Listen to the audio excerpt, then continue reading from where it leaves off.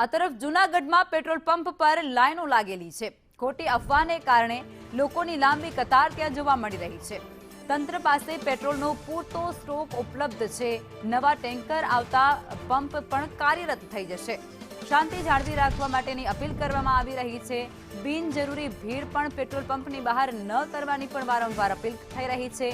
તંત્ર દ્વારા અફવાઓથી દૂર રહેવા માટે લોકોને કહેવાઈ રહ્યું છે।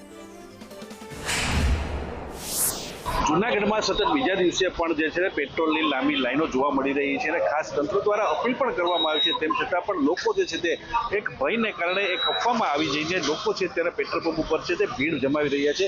જૂનાગઢના દરેક પેટ્રોલ પંપમાં આ જ પરિસ્થિતિ છે। અમુક પેટ્રોલ પંપ છે તેને બંધ કરવાની પણ નોબત આવી છે, કારણ કે ત્યાં માલનો જથ્થો છે તે અટકી ગયો છે। લોકોને પણ તંત્ર દ્વારા અપીલ પણ કરવામાં આવી રહી છે કે જે માલ આવકમાં છે અને કોઈએ પણ ગભરાવાની જરૂર નથી, કારણ કે જે ઈંધણનો જથ્થો છે તે પૂરતા સ્ટોકમાં છે, હાલ પણ ઉપલબ્ધ છે। આપણી સાથે લોકો છે તેમની પાસે આપણે વાત કરશું।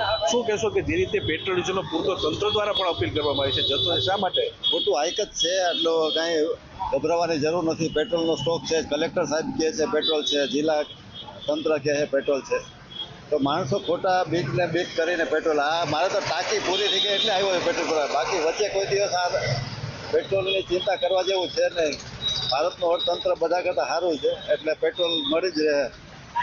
તો લોકો પણ અપીલ કરી રહ્યા છે કે કોઈ ગભરાવાની જરૂર નથી। આપણી સાથે જોઈ શકો છો કે જે લાઈન લાગી છે તે સ્પષ્ટ કહી શકાય છે કે લોકોને કારણે એક પેનિક ઊભો થયો છે અને અફવામાં આવીને લોકો જે છે પેટ્રોલ ભરવા માટે પેટ્રોલ ઉપર લાંબી લાઈનનો કતારો લગાવી રહ્યા છે।